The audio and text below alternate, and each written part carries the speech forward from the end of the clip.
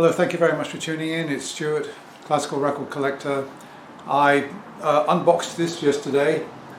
I did a video on it and I actually tested one of the records, and when I dropped the stylus down, it was undoubtedly noisy on the lead-in, and I've had various suggestions from some of you. I said that I would be cleaning it, and in fact I have cleaned it, but first of all, I've cleaned it, it's on the turntable, ready to test it out. But first of all, let's listen to how it sounded yesterday when I made the recording. Here we go. Find out how it sounds, whether I've got it as good a bargain as I thought that I have. Here we are. Here's my Riga Planer 2. Drop the budget stylus. Oh, it's a little bit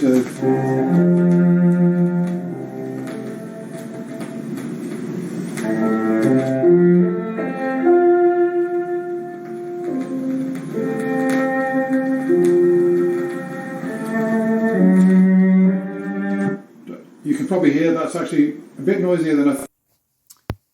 Hello, it's Stuart, just cleaning this record which I played yesterday, side 1, the Beethoven Cello Sonata from the Fournier Kempf set, and it was terribly noisy at the start. So I know a lot of you don't approve of this, but we're going to do a before and after comparison. Yeah, this is an upholstery cleaner, so I'm not bothered about the fact that it's going on my sofa. So yeah, we're going to leave that and we're going to let it just soak in, and I'm going to rinse it off with filtered water, and then we're going to play it. We're going to look at a before and after, so from the recording I made yesterday, and we're going to see whether it's any better. A lot of you have said, no, Stuart, that's not going to work. You know, it's permanent static, or that's permanent damage. So, well, anyway, let's see whether this does have any effect.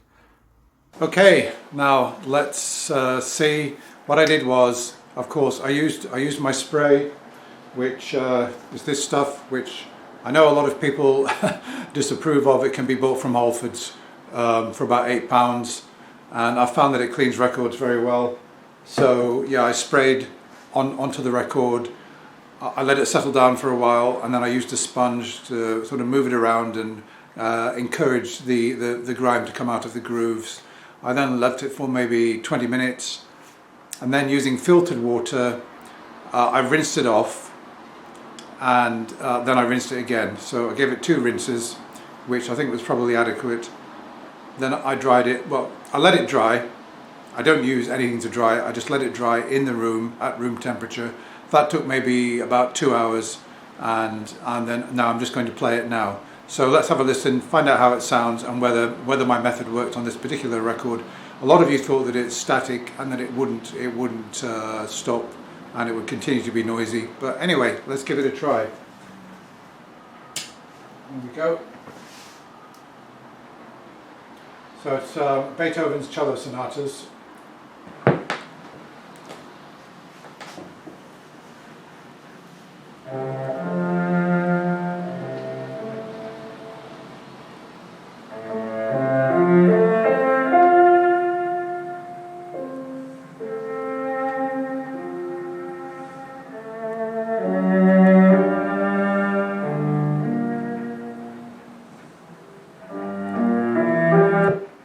Okay, well, in my opinion, it's significantly quieter, and if you don't believe it, let's have another listen again to how it was yesterday. Drop the budget stylus. Oh, it's a little bit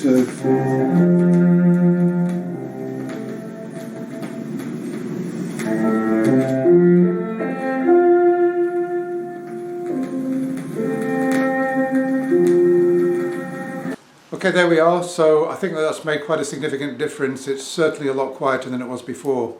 I've actually tested all 4 sides of this set, and oddly enough, this one was the worst. There was another side that wasn't very good. So I'm probably going to clean the other side, the flip side of this record. So that's side 1. I'll clean side 2. I tried the second record, side 3 and side 4, and they're absolutely fine.